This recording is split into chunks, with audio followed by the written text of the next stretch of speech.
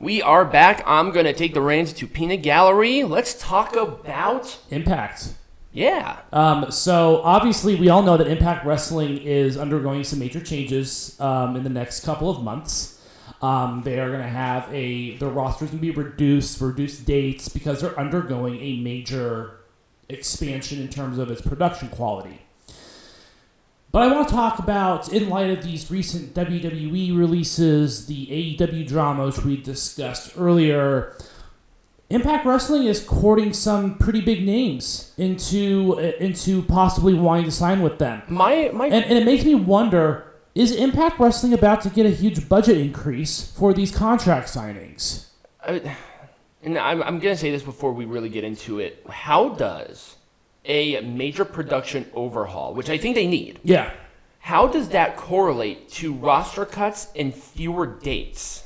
Because they are just going to be working. They're not cutting anyone from the roster. They're just having less people on the road. Oh, I see. Okay. There are going to be no roster cuts. That's okay. That was my fault. I misinterpreted what you meant. They specified that when they announced it. There are going to be no roster cuts. We're going to have less people on the road as we undergo this production change. But it will return to what it's going to be later then? It will. They said it sounds early. like it. They said early next year it's going to return. So probably by the time Hard to Kill season is around, which is going to be great because Hard to Kill is going to be in Vegas.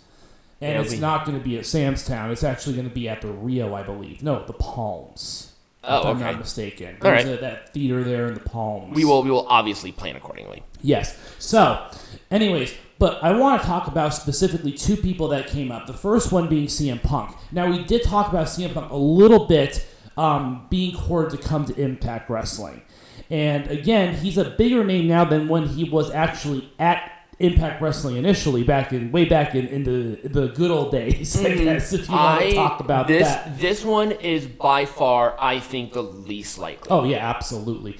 But we can never say never because we have seen problematic people go to Impact Wrestling before and be somewhat successful at it. So maybe this is the pattern of behavior that... Is there anybody recently who had that? The only one that I can think of is Tessa, but even then, the whole Tessa stuff didn't come out until after she won the Impact World Championship. And that was also the pandemic, and there were a lot of externalities, a lot of external factors that went into it. Right.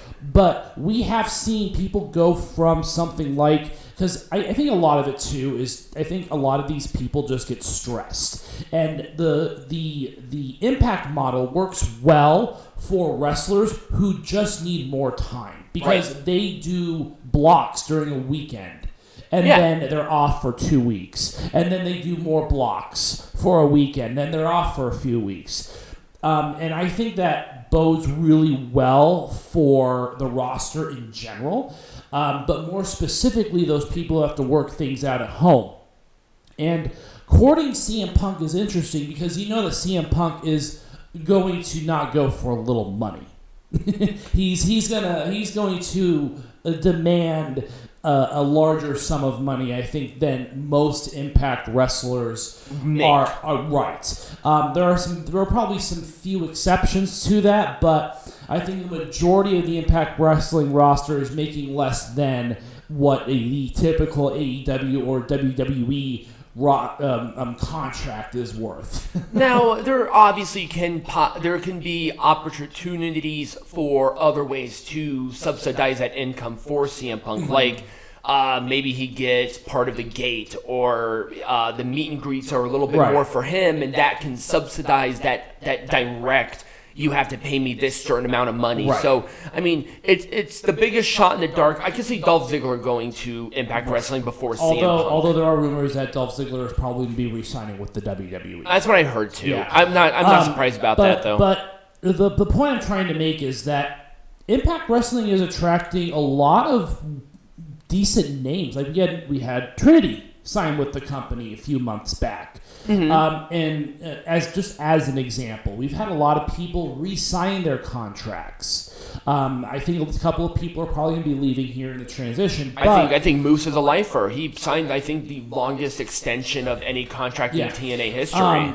But the point I'm trying to make is that I believe that Impact is going to be getting a bump in its pay, thus invigorating the roster. And I think a lot of it just has to do with the floundering numbers that are being seen by AEW and Impact Wrestling possibly seeing an opportunity to capture some of that market share. Right. And I think that CM Punk would be a great way, obviously, CM Punk would be a great way to capture that market share. A lot of people to watch Impact, but I would say with Impact Wrestling, a lot of this like budget upgrade, it's great, they need it, but they got to get off of Access. Yeah. They have to go to something maybe a little more mainstream. I don't know why they don't work with Paramount. I think that would be a great place for them. I think a lot of that just has to do with its past, just as Impact Wrestling just as a product in the past. But do you think the reputation is hurting the company? I think it's hurting its relationship with Paramount. Okay. But anyways, let's move on to the second person who I think would be a great addition to I could see him before CM Punk. Yeah. Obviously, he has his problems at home. And I think it would be great publicity. He can use his real name. He's automatically identifiable.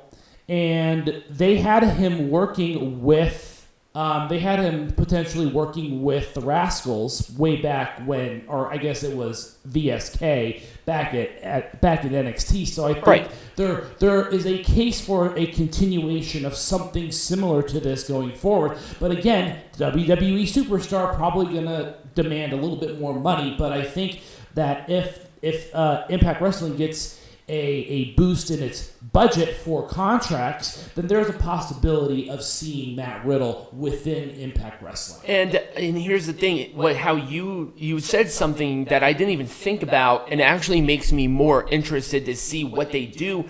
It's because of the schedule, where Matt Riddle can focus a lot of his personal demons and getting his back life together, but still on that weekend do the shows in one area. Right. Because remember, they stay in that stadium or that arena. Right. So it's not like he has the opportunity to go flying here, there, and everywhere. And again, over the course of a week. Right. It's a weekend. And again, I think that is one of the things that attracts a lot of people to Impact Wrestling is because the schedule is the way that it is. And that gives them the opportunity to work other promotions, other dates, do other things. Work other jobs, work on your life. I mean, there is a lot more maneuverability with Impact Wrestling that I think a lot of these bigger companies just don't do, and I think it's wrong. I like this system, and I think this would be a great place for them. But I mean, I guess bringing it over to you, do you see any other superstars going back to Impact Wrestling, especially after these WWE releases? Like I can see Emma and Riddick Moss going. I was going to say Tenille Dashwood. Tenille Dashwood and I think Riddick Moss would be a great addition to the roster. Well, and then obviously they're an item which would make even more sense. I can see Matt Riddle. I'm not sure about Mustafa. No. With Dolph, you said that he looks like he's going to re-sign with the E, which is totally fine.